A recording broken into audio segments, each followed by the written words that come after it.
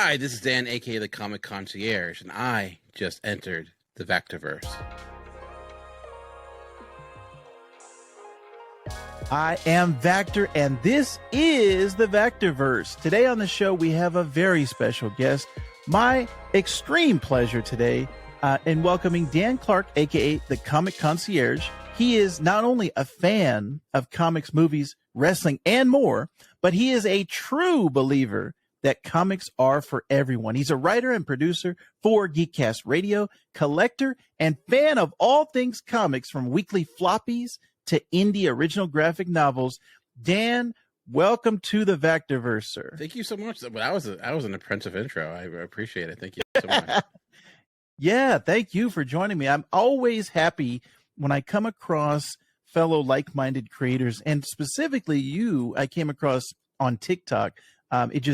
The algorithm was just feeding me, and I was like loving everything that you were doing. So that I got hooked on your content, and I said, this is the type of person that I want in the Vactor-Verse. Somebody who's positive, who is knowledgeable about comics, and who just has a good personality. So thank you very much for putting out good stuff into the world. That's the first thing I want to say to you. Thank you. I appreciate that. That means a lot. Yeah. And I actually always start, whenever I have a guest in the Vactor-Verse, the very first thing I'm always curious about is, how did you get into comics? What's your comic book origin story? So I, like many people of my generation, I kind of got into comics based on the 90s X-Men animated series. That was my gateway. Yes. I also had an older brother who was into a lot of the comic book stuff at the time. Like, we grew up, we shared the same room. We had a Punisher poster on our wall. He was really into like all the 90s stuff, the Image stuff. I remember the first comic I ever read was X-Men number 11. And mostly because I was a big fan of the X-Men series, and it was basically the same team. It was like, oh, there's Wolverine, there's all those characters I know. I actually went back and read it recently, and I'm like, I probably had no idea what was going on, because it's in the middle of a story arc, but it looked cool. So that was kind of my gateway for a while, was the X-Men cartoon. I didn't read a lot of comics growing up because I lived in rural Pennsylvania, so we didn't have a comic book shop. So we got things here and there, but it was really the action figures and the cartoons that were my gateway. Nice. You'd be surprised. Like you said, most of the people around, I think our age, the 90s X-Men was a gateway drug for so many people. It's just kind of fascinating to me, having multiple guests say that. And it was a huge thing for me as well. Yeah. And I remember right on the heels of that, it was Batman the animated, X-Men animated, and then that Spider-Man, the Fox Spider-Man animated came out, and it was just a boom in superhero stuff. So definitely. I was definitely happy in the early 90s. Yeah. And it was my first exposure to so much of the Marvel universe, and the Spider-Man cartoon, like you mentioned. Like, I think the Spider-Man cartoon did such a good job of like introducing, like, that's the first time I saw Daredevil, Blade, all those characters. Yes, it was all because of the cartoons. So. Yeah, and I always, it's funny because when I was growing up, the filter that I had was through Spider-Man's eyes. Yeah. So every character that came in, it was like, oh, Professor Xavier, he talked to Spider-Man in this story. Daredevil, he had an interaction with Spider-Man in this story, but everything was through the lens of Spider-Man. That was like my North Star, my grounding moment. But yeah, that is fantastic, the way that they were able to introduce all of those different characters. And then with the toy line that came out, and it was like you could collect all of your favorites. That was a big thing. So yeah, Marvel in the 90s was heavily influential on me as well. Nice. Kind of, unfortunately, that didn't lead to too many comic sales. Marvel ended up going bankrupt, but at the same time, I think they got a lot of guys, like they got a lot of eyes, I should say, on their properties, and the nostalgia level of us carrying it through all these years was fantastic. So that was, at least you have that, Marvel. Yeah. And I always love seeing a new one of your TikToks. Every time your face comes up, I'm like, yeah, he's going to give me some type of comic knowledge, some type of comic wisdom. So I wanted to get also your TikTok origin story. How did you kind of get started with that? And then, if you could, give us some insight into your TikTok process. How do you decide what videos you're going to do? Sure. So I got into TikTok because honestly, I was doing a YouTube channel.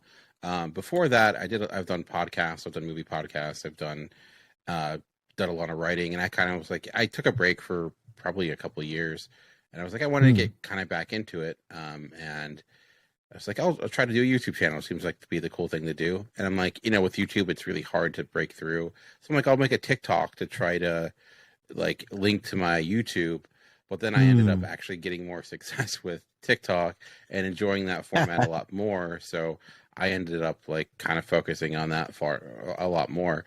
And I honestly, like, I don't know, like this is the way I approach it with TikTok. I just try to talk about things I enjoy talking about, because I know there's people who like have they have their like, oh, they like comics, so they have their comic book channel, and then they have another one with wrestling. I kind of talk about whatever I'm interested in, which sometimes I guess with the algorithm can be an issue, but for me, I couldn't do multiple channels. I'd be burned out too quickly. So what I decided to talk about, it honestly just kind of comes to me. Sometimes I just have different ideas. Like I love comic book history. I love kind of trying to get to like also a little bit of the business side of it, because there's always this like misinformation regarding the industry and like how it's doing and things like that. And the thing I enjoy most of all, which is why I went with the Comic Concierge name, which is I had it as a podcast years ago. Because the thing I enjoy the most is just recommending books, and that's like my favorite thing to do, and which is why it's kind of was the focal point of my channel when I started out. I just did comic book recommendations, and that's still, I think, the heart and soul of what I do. And then I kind of branch out from that. But that's like, I just tried to, because there's this stigma with comics, I think, in some instances still, and I enjoy kind of breaking that down in different ways to show just the large variety of comics that exist that people may not realize. And I love my superheroes, but there's just so much out there. I just try to kind of shine a light on those things that aren't really well known. And then there's often, when I think the biggest goal with TikTok with me is like stay consistent. Like I try to do like 5 videos a day. Now that sounds like a lot. Oh, wow. But like a TikTok video can be something simple. Like it just be like a random like 5-second thing or 7-second thing. And I try to just store it up. Like there'll be times where I'm like, I'm going to dedicate this time to doing some ideas. And then I'll have like one video a day that took some time. And then the other ones are kind of quick and easy, or just like asking questions. And that, I think that helps bring people in, and that helps like get people interacting with your stuff. And then that way, hopefully the things that take longer, that'll get in front of more people's eyes. Like right now I'm working on a series that I want to do like comic book characters that originated outside of comics. So I'm trying to I'll do my research, I'll write that up and have an actual script and like actually like rate that through. Where there's other videos where it's like, I just did a video today on like Batman recommendations, and I'm just like, okay, what are the Batman books that came to mind? And I just did a bunch, and then I kind of just, the first thing that came into my mind when I saw, I just, so I just, and I think ultimately too, I just try to talk about things I enjoy, and that way I enjoy doing it. And then that seems to have it leaves the less burnout, because I see a lot of people that clearly are just doing TikTok because they want to get famous, and they just are always negative, and they just hate everything because that's the character they've created. And that stuff, I was like, I mean, I can see it's effective, but I couldn't do that. Like I would really quickly. And that's why when I found your channel, like I said, it's one of the criteria I look for when I find a new channel is this person positive? Are they trying to push the medium of comic books and spread it? And it's just like you, I get it, but then I don't get it. So it's like, I don't want to put out negativity into the world. I want to put out just, hey, this is what I love. Maybe you'll love it as well. Speaking of, have you had a chance to check out Do a Powerbomb? I have, yes. It was one of my favorite books from last year. I love Daniel Warren Johnson. I love anything he does. Extremity, it was really great. Murder Falcon. So when he was doing a wrestling book, I was like, I'm all there. Actually, I had one of the issues, and I don't know where it is, but yeah, I loved it. It was great. Yes, the trade just recently came out. Man, that was like perfect encapsulation of wrestling in a comic book format. And that's another thing that I love is just the format of comics and the medium of what's happening in between the panels, and just that you're filling in, the blanks of the sequential art, and there's just as much that's happening in between as what's on the actual page and on the panel. So that's something that I love, and with that book for sure. Yeah. I also really love the collaborations that you do on TikTok, where you're remixing duets and things like that. Do you have a specific like people that you go back to, like, this is a guy that I love, so I'm going to duet with him, or is it just what comes on your feed? It's what comes on my feed mostly. There are certain people that, like, I think is a movie nerd. He asks a lot of good questions regarding movies I tend to go to, and I'm trying to think of. I'm really bad when it comes to names, but it's mostly just stuff that comes up. I'll favorite it. And then when I like have time to make videos, I'll go back and go through. It's usually if something comes to mind, I'm like, that's a good question. I can go back to it. So that's usually what comes up. Like I try to use and then usually like if there's someone I like, I use the following tab. I find that much more effective in like getting people actually following. So yeah, there's a lot out there, but and that's the other thing that kind of kept me with TikTok too, was I found the community like really welcoming and open and very positive. With YouTube, it can be really, there's some really good like YouTube channels out there, but it's a cesspool in a lot of ways. So it can, but with TikTok, I mean, that's there too, but I think maybe it's just the beauty of the algorithm. I found it a very positive place most of the time. So that's what kind of kept me going and kept me coming back. So 100%. I've found that as well. Just way less toxicity on TikTok. Have you dabbled in sharing when you're making the content, are you doing it specifically for TikTok and then sharing it to Instagram or YouTube Shorts, or are you kind of mainly just staying on TikTok? Yeah, I usually make it so if it's especially a video that's going to take some time, I'll put it on Instagram and I'll put it on YouTube. Like I still have my YouTube channel, and I put a lot of my shorts on there. Like if I do movie review or comic book reviews and things like that. And I'm trying to get back to doing daily comic book recommendations, which I'll put back on YouTube Shorts. Yes. So that's something I do try to replicate. There are some stuff I just do for TikTok, like any stitches or anything like that, or things like that. But if it's something I feel like that's something originally I created, as long as it's a minute or so, I'll try to put it on YouTube as well, because I've had some success with that. My longer videos, that's like with YouTube, like I'd make a video that would take me hours upon hours to edit and to get like 30 views. And I know, like, that's part of it. You kind of build it up, but still it was like, with TikTok, I'm like, I don't, for me, if a video gets 1,000 views on TikTok, I'm happy, which isn't a huge amount, but to me, I'm happy with that. Cause when I've done, podcasts for years and written comic book reviews, which is like, takes you forever, and like you're lucky to get a comment one every like 20 reviews you do. So for TikTok, you get far more feedback, much more common. So that's what it's that little bit, it's like, oh, okay, someone's enjoying it. So at least there's at least one or two people out there. But yeah, I've found that also. It's more instant gratification, and the comment section is just a lot more welcoming. Like you said, just the comics community on TikTok, I've found has been just very uplifting and very positive. So that's been one that's keeping me coming back. Now, in your time on TikTok, have you developed any tips or tricks for people if they're trying to get into TikTok, if they're trying to make content? Is there anything that you found works better than other things, or Yeah, is it just kind of? it's tough, honestly. Like, 'cause I feel like I'll get something that works, and then I'll go a month, and like my best video will do 600 view, like 600 views. I think the thing I learned the most is just, is the biggest tip I think is when it comes to TikTok, you have to be immediate. You can't lollygag. You kind of have to be, cut it up. If it's going to be something longer, make sure you're doing something that's going to keep people engaged throughout.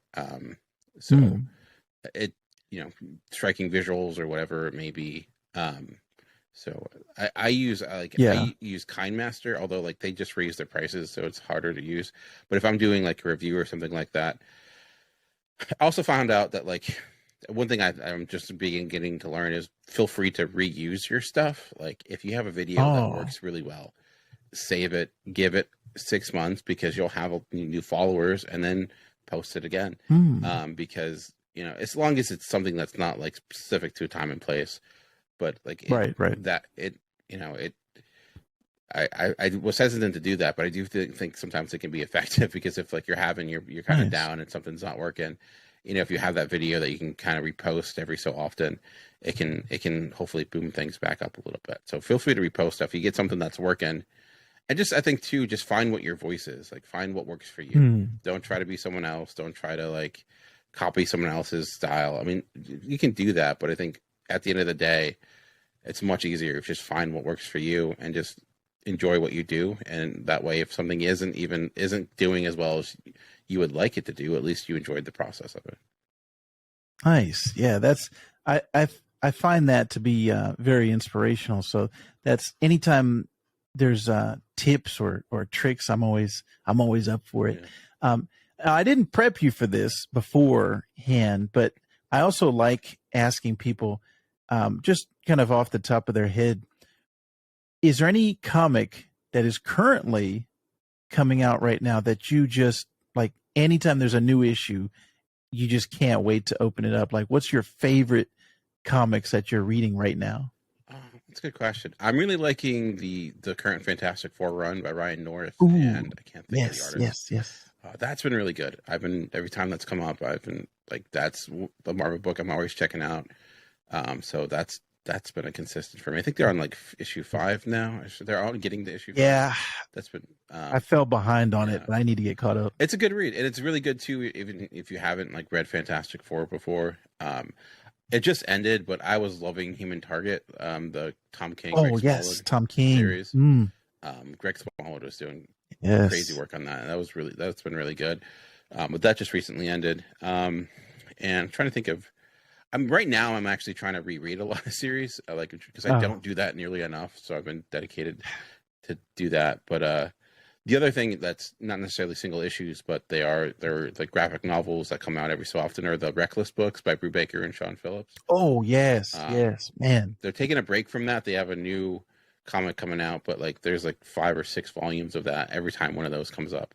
Because I love Criminal and things like that, and since they aren't doing issues anymore, it's basically a volume of Criminal and trade. So yeah, but I think, and then I guess I should mention a DC book. I'm trying to think of what's working for me with DC. I do really like Nightwing still. That's been really solid. Yes.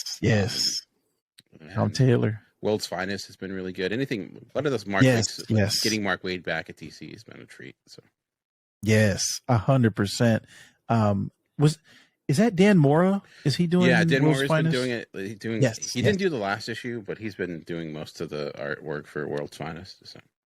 Yeah, man, he's been knocking it out of the park. Anything that he's doing, I've really loved. But I'm with you, man. I've loved Mark Waid for so many years, and it is nice to kind of get him back, because I feel like he's the grandfather of DC, and he's just this encyclopedia of knowledge. Yeah. He's also really nice too. I've met him. I go to Baltimore Comic Con every year, and he wasn't there last year, but he's been there almost every year.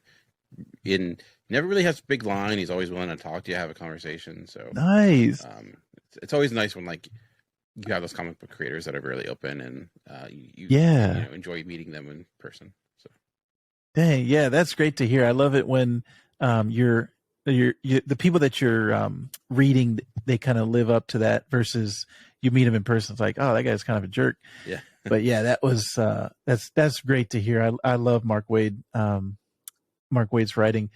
Yeah, that's I think the Dawn of DC stuff that they've announced has kind of got me interested, because I've been heavy Marvel the last couple of years, and this new DC initiative seems like it's going to get me back over, sway me over again, because everything that they announced I was kind of interested in. So did you read Superman #1? Did you get a chance to check that out? Yes, I did check that one out. I'm behind on action, but I did check out that Superman #1. So I'm the same. I'm behind on action, which actually made me excited for Superman #1, because it's like it was very like a great jumping on point. So yeah, man, yeah. There's some great stuff coming down the line, and I'm also trying to stay up on all my indie stuff.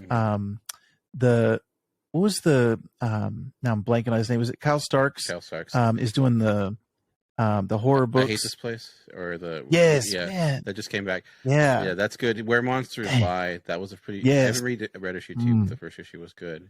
I also really like Damn Them All from Spurrier and the artist from Walking Dead. I can't think of his name, but I need to check that one. I was a huge fan of Simon Spurrier's run on Hellblazer a few years ago. It was great. It was one of the best Hellblazer runs we got in years, and then it got canceled. But then he's doing Damn Them All, which is basically a Constantine book with a character that's not Constantine, but is basically in every way possible. It takes a lot from that. So it's really, nice. If you like that character, it's a perfect read for that. Okay, sweet. I'm gonna add that one to my. Yeah, it's on Boom. If you have, I don't know if you ever use Hoopla, but it actually it's on there for free. Oh, nice. Okay, yes, definitely. I'm jotting down all of these as we talk. Yeah, I'm always looking for recommendations. That's another reason why I like your channel. Is like I said, I'm always looking for whether it's comics, movies, TV shows. If somebody says, "Hey, this is good," I'm going to check it out. And it doesn't faze me. Most of the time, even what it's about, I'm just like, yeah, somebody likes it, I might like it too. This is also really good. I just read this. Great. This is Now Let Me Fly, which is a graphic novel about a World War I pilot. It's really interesting. It's okay. He grew up in Jim Crow South. It's a real true life story, and then he becomes a pilot in World War I. It's put out by First Second, so it just came out in January. I would recommend that as well. Okay, sweet. Okay, I'm going to add that to my list. Yes, this is great. I'm glad that you came on here and blessed us with this content. Okay, sweet. I got that listed on my digital pull list. Are you a digital guy, loving. How do you typically read? Yeah, I've recently. Well, I guess not recently, but I found that the majority of my entertainment has been just all digital. Yeah. I used to collect a ton of physical media, specifically, Blu-rays and DVDs and graphic novels. But as the space in my house got less and less, and I had a son, just kind of. Congratulations. Oh, thank you. It just kind of slowly got smaller and smaller. So digital, plus being able to carry around just an iPad versus like so many books. So yeah, I'm pretty much 99% digital now. I from time to time I'll do a physical book, but most of the time I am digital. So I've been doing some of the Kindle, or I guess it's Comixology subscriptions, where like I'll subscribe to Amazing or to Batman, try to get like the big books and get those every month. But every now and then I'll see like Mark Miller's the vampire book that he's doing right now. Not Bike Club. I'll have to look it up. But that vampire book has actually been pretty good. And it was like $1.99 on Comixology. So I was like, oh yeah, I'll keep doing these issues. So yeah, I look out for stuff like that. Nice. When it's on Comixology and it's like $1. Yeah. I'm like, yeah, I'll give it a shot. And actually, have you tried out any of those Comixology original books? Like Scott Snyder's been doing a bunch of them. Yeah, I read his. Was it Clear? I think I read. Yes, that was pretty good. I think that's actually coming in print form this week. I enjoyed that. The Snowfall, or is it no? Was it the Lemire Jock book? That I enjoyed that. I forget what the name of it was. Something. It's not Snowfall. I looked it up. I also Youth. That was I can't think of the creators of it, but that's basically. It reminded me of like you remember that movie Chronicle. Oh yes. Michael B. Jordan. It felt very akin to that. These kids basically get superpowers, and they're kind of not the greatest kids in the world. I'd say kids are like teenagers, but they're just kind of figuring things out, and I enjoyed that. It's on its 3rd volume right now. That's been one of my anthology books. Yeah, nice. Snow Angels. Yeah, I knew it was something like that. That was that was a good series. It's a very straightforward story. It's about like it takes place in the future, and people live basically in this kind of canyon, and that's the only place they can live. And these girls end up getting chased by this like machine, kind of Terminator-like machine, with their dad. Okay, but sweet. It's got great jock art, and it's I love Jock. Night Club. I was gonna say Bite Club. The Mark Miller vampire book, Night Club. Definitely. That one is these kids get vampire powers, but in the current modern day, it's like, oh, what are you going to do with vampire powers? Oh, I'm going to become a superhero. So they put on like luchador masks and they're flying around and stuff. So that's actually been really good. But the first issue's 99 cents on Comixology, and the rest of them are $1.99. So that is definitely one to check out. Man, there's so much good content right now.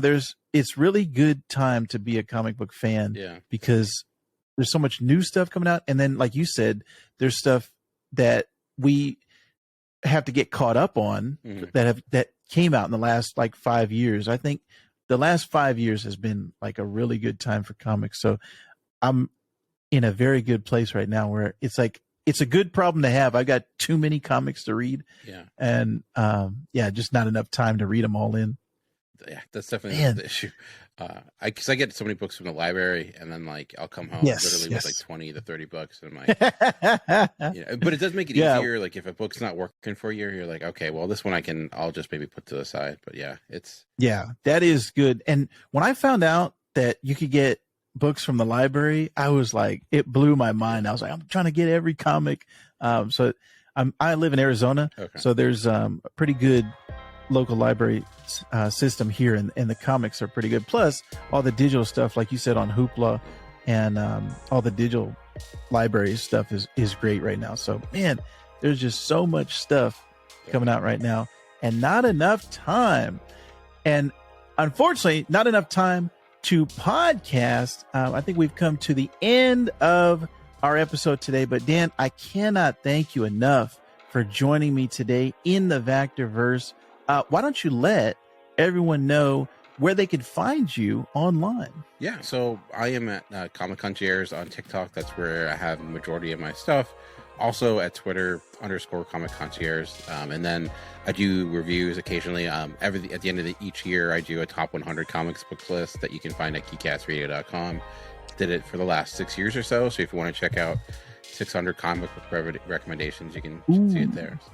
Dang. Well, Dan, keep up the good work. You're doing some fantastic stuff. Like I said, your content is definitely reaching an audience, and I think it's making an impact. So continue to do what you're doing, sir. You're doing the Lord's work, promoting comics. So thank you very much for joining me. Thank you for putting out great work, and just all the best to you in the future, sir. Well, thank you so much. I love what you're doing as well. You're doing a lot of great stuff. I love your interviews, and the comic book origins are always great to hear. So hopefully mine lives up to the rest that you've done. Dan loves comics, and you should too.